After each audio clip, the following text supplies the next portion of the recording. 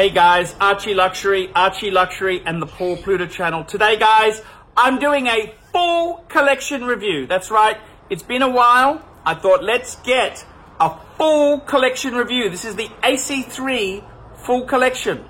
I've expanded the Rolex lines. I've gotten rid of non-Rolex, and it's quite fascinating what's happened. So I thought it was only appropriate that I do a full collection review for the viewers to show you what's happening. Let's take a look. Hello, I'm Satan Deville, and I would just like to say that I really enjoy watching the Paul Pluta Prestige channel for all your wristwatch reviews, wristwatches, wristwatch checks, and other horological delights. I don't make a horological decision without first watching the Paul Pluta channel. I'm Satan Deville. Join me on the Paul Pluta channel. Okay, so let's start this beautiful review with looking at the 3 non-Rolex pieces in my collection. Interestingly enough, the 3 non-Rolex are all on straps. They can all be leather straps, but I've actually decided to fit the Zenith with a rubber strap at the moment to capitalize on the other 2 watches having leather straps. A little bit of point of difference. Okay, gentlemen, let's take a look at this wonderful segment of the collection. Let's go straight to the high-end piece. This is the piece that tells the audience this is a serious pontiff. Patek Philippe. And what do we got? We've got a world time. That's correct. The absolute classic. The 5110. By the way, guys, did you know the previous model to this, the 2523, which was made in the 60s, they're selling for about $1 million. The 5110 is very similar in many ways. They copied the hand. Some people have criticized the 5110 for having smaller hands. And I gotta be honest with you. I gotta be totally honest with you. The smaller hands themselves, they come from the genre of the 2523. That's the previous world time. So I'm quite proud of this piece. I've never thought the hands were too small. This is a watch I've lusted after since its release in 2000. And I must say, having owned the white gold version, I'm very proud of this yellow gold. I do love the white gold. I love the rose gold, but I've got a thing for yellow gold. It just absolutely pops. This piece itself here too is quite unique in the sense that it's in absolutely stunning condition. The piece itself, very much a period of its time, is also fitted with crown guard protectors. That's right, crown guard protectors.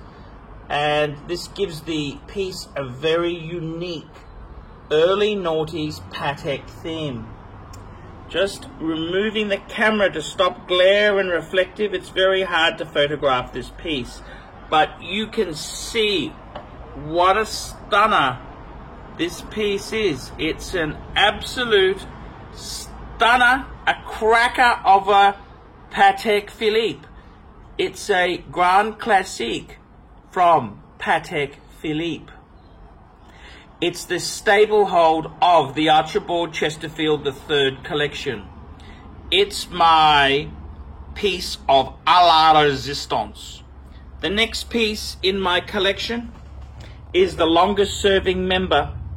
It's the Jaeger-LeCoultre Reverso Grandate.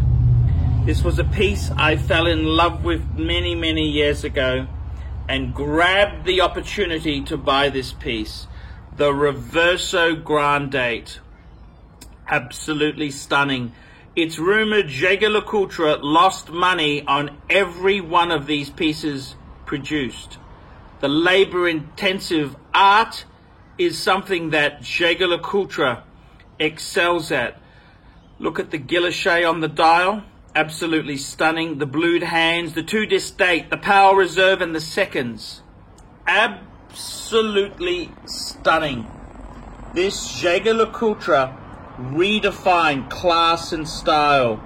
In fact, the watch snob said the Jaeger-LeCoultre Reverso is the ultimate men's dress watch, whether it's in steel or gold. He made a point of saying this is the perfect gentleman's watch. I, of course, prefer the Calatrava, but I can see the love for the Reverso. And I must say, this is a piece I adored for years. Jaeger-LeCoultre is a top maker. They supplied Patek Philippe, Audemars Piguet, and Vacheron Constantin with movements. That's correct. So it's a highly regarded brand name. Jaeger-LeCoultre. It's a name which is absolutely synopsis with luxury gurus. Absolutely synopsis with luxury gurus indeed. And I've got to tell you, the next piece in this range here, the 3-piece non-Rolex segment of the collection, is the piece from Zenith, that's correct. The maker of the world's first automatic chronograph. That's an area of contention. Were they first? But they were the first maker of the automatic Swiss integrated chronograph. And I've got to tell you, this brand here is absolutely famous for the El Primero, the first. This version here is stunning beyond belief. Fully in-house, everything in-house in this beautiful piece. This movement here features the open heart which gives this piece an edge of class and sophistication. The 3 colored eyes there, we've got the royal dark blue, the navy gray, and we've got the red of the big second hand. This is a piece of quality. It's a gorgeous, gorgeous piece of Swiss craftsmanship. Absolutely stunning. This is the piece that I really adore and love. This is a wonderful watch for the true connoisseur of luxury wrist watches. For the time being, this concludes the non-Rolex element of the collection. Let's continue this full review. Okay, extending the collection review, we've got 2 stunners, two two-tone stunners. Absolutely delightful pieces from Rolex. Rolex, fuckers. Rolex. The first piece is the two-tone Rolex Daytona. This is a very special piece. It has an exotic blue dial. This is the Maserati blue dial, featuring Arabex, and this was only available for certain production of Rolexes. This is for the 116523. It was only available for a limited time, and these pieces here are commanding a premium. The dial is commanding a $3,000 to $4,000 premium over standard white or black. This is the most desired of the two-tone options. This is the official Archie Luxury Daytona. This is the official Archie Luxury watch. Two-tone, steel and gold, Rolex Daytona. This is an absolutely stunning piece for the true wristwatch connoisseur. This is for the serious enthusiast. This is the most attractive of the dials, and it's the piece that I've decided to have in my collection. The Rolex two-tone Daytona. And I gotta be honest with you. I've gotta be totally honest with you. It's probably the most attractive Daytona ever released. The two-tone with the Maserati blue dial. This piece is stunning. It's a piece of a la resistance. Resistance is futile. Absolutely stunning. Winner, chicken dinner. The Rolex two-tone Daytona. This is for the super rich Rolex collector to possess, to hoard, to caress, and to lust thereafter. The Rolex Daytona with exotic Maserati blue dial. Gentlemen, start your engines. This is the racing dial for racing pizzazz. The next piece in my collection I've been looking for many years is the Rolex two-tone bluesy. This here was the Royal Rich Blue, and this piece here is very special, being a V serial number, which was the last series of the pre-ceramic two-tone bluesy. If you look very carefully, you'll see the row heart, the inner row heart, has Rolex with the serial number displayed. This piece here is a very beautiful piece. It's a gentleman's Rolex. A gentleman's Rolex, that's what it is. A gentleman's Rolex for the gentleman about town. Absolutely stunning. Winner, chicken dinner. This is the winner's watch. This is the winner's circle on the Archie Luxury channel. The rich blue has not been carried over to the new ceramic version, and therefore I've got to tell you, I think the pre-ceramic versions will soar in value in the future.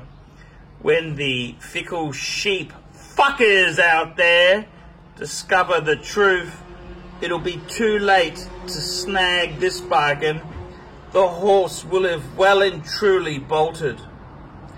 The Rolex Submariner two-tone, much more usable than the gold Submariner Archibald foisted on his audience.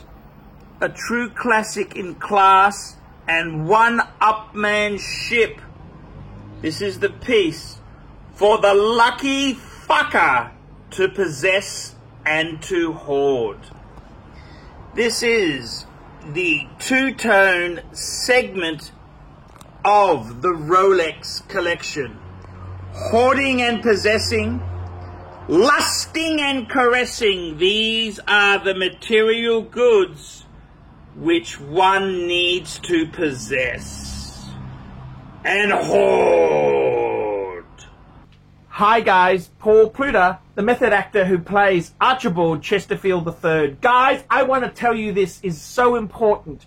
Guys, I depend on my Patreon supporters. Just this week, I used my Patreon funds to get myself a fantastic, lightweight, gimbal travel camera. And I just want to say thank you. This was made possible because of my Patreons. The Patreons, they made this purchase possible. And it's, you know, a piece of equipment like this is $600, plus I need a few memory cards. It's such an expensive business.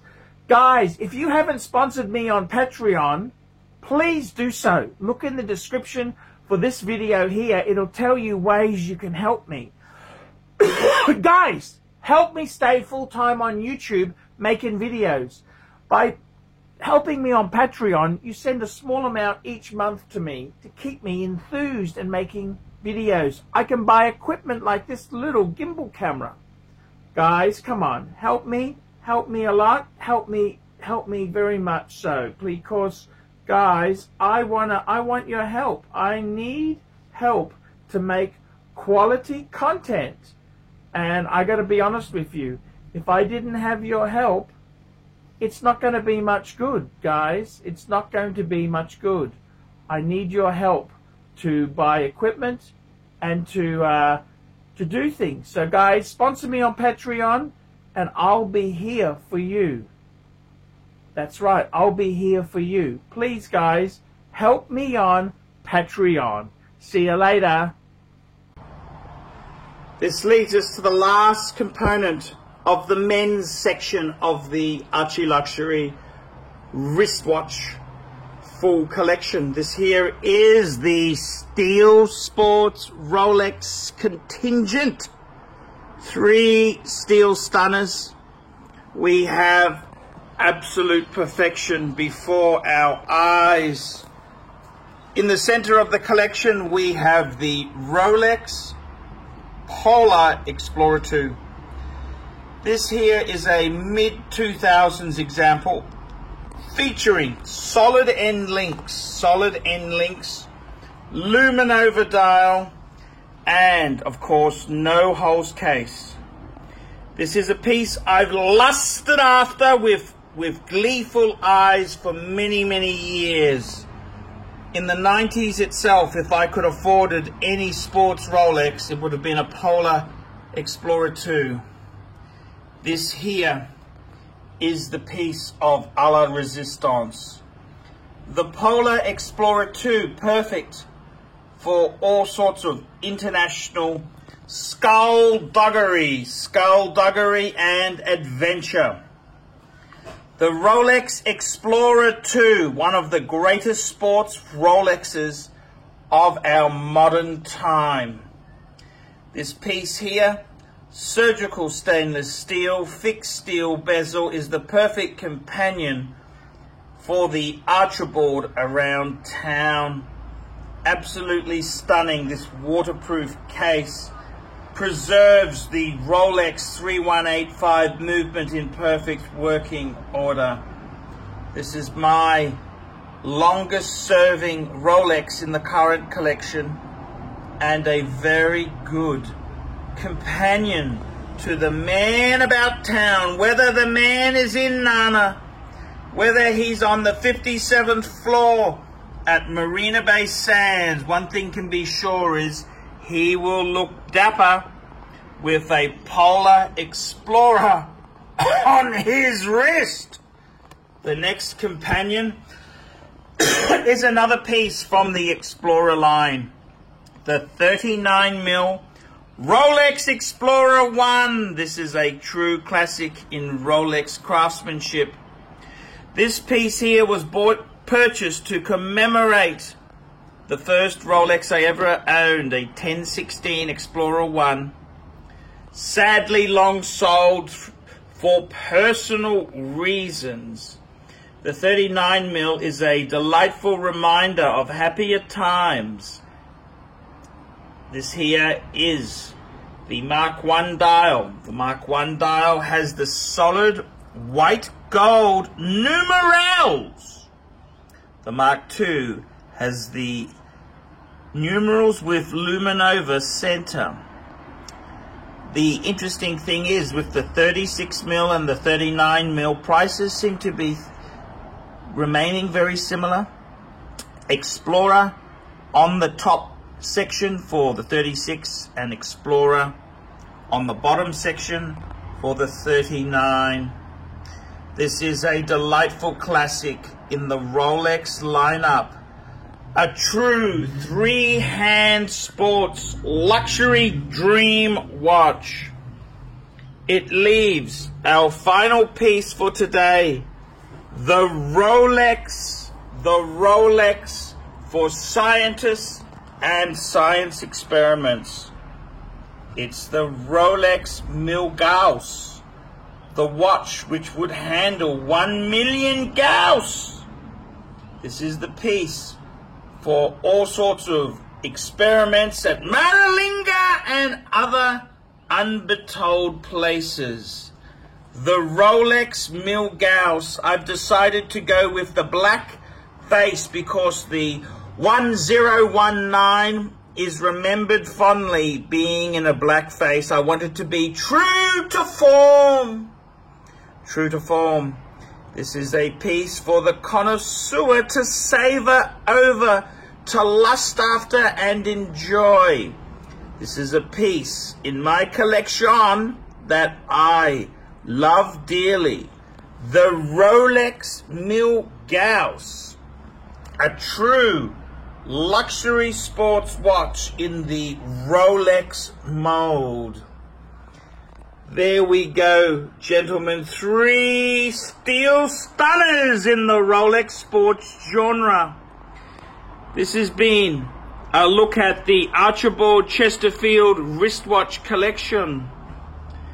This has been an extension of my personality. This has been 20 years in the making. I have sniveled. I have done many things to build this collection. As a best friend once quoted, he's a cunt. I've had to be a cuntosaurus to allow this collection to get to this level. Of course, the lust and desire for luxury goods is strong. Without that desire, I'd be just another beta soy with a Tudor on his wrist. Amen. The cuntosaurus that is most wristwatch collectors. Archibald Chesterfield III. He tries so hard to build a collection with balance and pizzazz and cachet. Tell me what you nasty sniveling fuckers think of that.